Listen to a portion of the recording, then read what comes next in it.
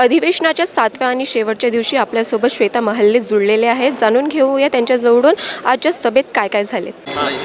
Ma'am, आपण water फॉर्मच्या बाबतीत आज सभेत आपली मते मांडली, त्याबद्दल आम्हाला सविस्तर माहिती. बुलढाणा जिल्ह्यामधील चिखली तालुक्यातील सारंगवाडी हा प्रकल्प दिवंगत भारतीय जनता पार्टीचे ज्येष्ठ नेते आणि 2009 मध्ये विरोधी पक्षनेते स्वर्गवासी भाऊसाहेब फुंडकर यांनी पाठपुरावा करून सारंगवाडी हा प्रकल्प मंजूर करून घेतला होता.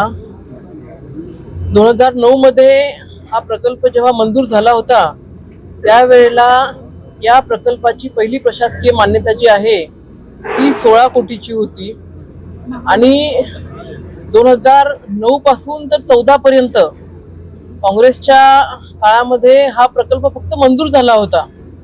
प्रत्यक्ष काम हे सुरू झालं नव्हतं.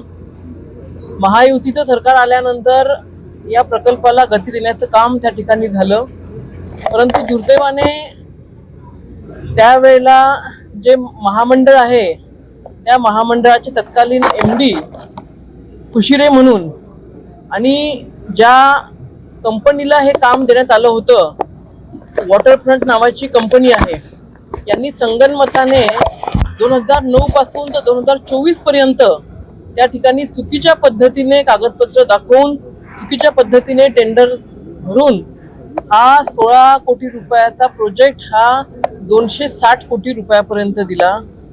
आणि विशेष म्हणजे याच्यामध्ये प्रचंड अनियमितता आहे. वॉटरफ्रंट कंपनीच्या माध्यमातून कोर्टाने सुद्धा त्या ठिकाणी या कंपनीवरती ताशोरे ओढले होते. या कंपनीला निलंबित केलं होतं, परंतु MD कुशिरे यांनी ऑफ द रेकॉर्ड जाऊन या कंपनीला मदत केली आणि पुन्हा हे काम वॉटरफ्रंट कंपनीला देण्यात आलं. या संदर्भातली लक्षवेधी आज आम्ही लावली. मंत्री महोदयांनी या लक्षवेधीवरती SIT नेमलेली आहे, परंतु हा खूप मोठा भ्रष्टाचार त्या ठिकाणी वॉटरफ्रंट कंपनीचे संचालक सुनील मुंदडा, हर्षद मुंदडा आणि सोबत MD कुशिरे यांनी केलेला हा खूप मोठा भ्रष्टाचार आहे. भाजपांच्या काही पदाधिकाऱ्यांकडून वेगळ्या विदर्भाची मागणी केलेली आहे, तर त्यावर तुमचे मत काय? काँग्रेसच्या काळामध्ये जेव्हा काँग्रेसचं सरकार होतं त्यावेळेला कायम विदर्भावरती अन्याय व्हायचा. सिंचनाचा खूप मोठा अनुशेष त्या ठिकाणी होता, परंतु फडणवीस साहेब म्हणजे 2014 पासनं हा जो सिंचनाचा अनुशेष आहे हा भरून काढण्यामध्ये फडणवीस साहेबांना यश आलेलं आहे. समृद्धी महामार्गाच्या माध्यमातून मोठे मोठे प्रोजेक्ट्स विदर्भामध्ये येत आहेत. परकीय गुंतवणुकी विदर्भामध्ये होत आहेत. आज अमरावतीमध्ये टेक्स्टाईल पार्क आलेला आहे. रेमंडसारखी मोठी कंपनी अमरावतीमध्ये आलेली आहे. गडचिरोलीमध्ये त्या ठिकाणी मोठ्या इन्व्हेस्टमेंट आलेल्या आहेत. आज नागपूर आपण बघतोय, 2014च्या आधीचं नागपूर आणि आताचं नागपूर, मिहानसारखा मोठा प्रोजेक्ट या ठिकाणी आलेला आहे. त्याच्यामुळे नक्कीच जो अनुशेष होता काँग्रेसच्या काळामधला तो अनुशेष फडणवीस साहेबांच्या माध्यमातून त्या ठिकाणी विदर्भातला कमी करण्यासाठी मदत होत आहे. त्याच्यामुळं वेगळा विदर्भ केला पाहिजे का नाही केला पाहिजे ही भूमिका त्या ठिकाणी पक्षामध्ये काही आमदारांची आहे. मला असं वाटतं याच्यामध्ये विदर्भातल्या जनतेलाच विचारलं पाहिजे की आपल्याला स्वतंत्र विदर्भ पाहिजे का त्या ठिकाणी संयुक्त महाराष्ट्रामध्येच आपल्याला राहायचं आहे. मी तुम्हाला खात्रीने सांगेल, ज्या पद्धतीने फडणवीस साहेबांच्या नेतृत्वामध्ये विदर्भामध्ये डेव्हलपमेंट होत आहे ती डेव्हलपमेंट बघता विदर्भातली जनताही आज म्हणत आहे की आम्हाला संयुक्त महाराष्ट्रामध्येच त्या ठिकाणी राहायचं आहे. आता विदर्भाचे काही विद्यार्थी जे आहे शिक्षणासाठी किंवा रोजगारासाठी पुणे आणि मुंबई इथे पलायन करतात, तर त्याच व्यवस्था जर आपल्या विदर्भामध्ये येत असतील तर आपल्याला रोजगाराची संधी कशी मिळेल? हो, मी तेच तुम्हाला म्हणत आहे. 2014 पर्यंत विदर्भामध्ये कुठलीही गुंतवणूक होत नव्हती, कुठलेही मोठे मोठे प्रोजेक्ट्स येत नव्हते.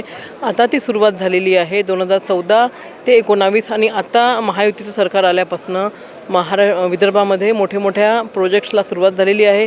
समृद्धी महामार्गाला तुम्हालाही माहिती कशा पद्धतीने काँग्रेसने विरोध केला होता, परंतु फडणवीस साहेब ठाम होते की विदर्भाला न्याय द्यायचा असेल तर सगळ्यात पहिले दळणवळणाची साधनं विदर्भाला आपण त्या ठिकाणी उपलब्ध करून दिले पाहिजेत. आज समृद्धी महामार्गाच्या माध्यमातून बरेचसे गुंतवणुकी त्या ठिकाणी होत आहेत. गडचिरोली आज मोठं हब झालेलं आहे.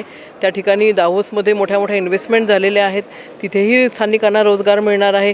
मिहानमध्ये त्या ठिकाणी मोठे मोठे प्रोजेक्ट सुरू झालेले आहेत, तिथेसुद्धा स्थानिकांना रोजगार मिळणार आहे. अमरावतीला आज विदर्भातला सगळ्यात मोठा टेक्स्टाईल पार्क झालेला आहे. रेमंड त्या ठिकाणी आलेले आहे तिथे सुद्धा स्थानिकांना रोजगार मिळणार आहे. सुरुवात झालेली आहे. 50 वर्ष काँग्रेसने काही केलेलं नाही आहे. 10 वर्ष या 5-6 वर्षामध्ये सुरुवात झालेली आहे. नक्कीच येणाऱ्या काळामध्ये त्याच्यामध्ये अजून तुम्हाला बदल झालेला दिसेल. विदर्भ अजून प्रगतीच्या दिशेने गेलेला तुम्हाला दिसेल. तर ह्या होत्या आपल्यासोबत श्वेता महल्ले, जे भाजपाचे आमदार आहेत बुलढाणावरून. त्यांनी महाराष्ट्रातून विदर्भ वेगळे करणार की नाही आणि विदर्भातील जे लेकरं जे शिक्षण घेण्यासाठी पुणे आणि मुंबई असे पलायन करतात त्यांना रोजगाराची संधी आणि शिक्षण व्यवस्था विदर्भात प्राप्त होणार की नाही यावर आपले मत मांडले. कॅमेरामॅन प्रवीण सूर्यवंशीसोबत नंदिनी बर्वे, महान्यूज 7 नागपूर.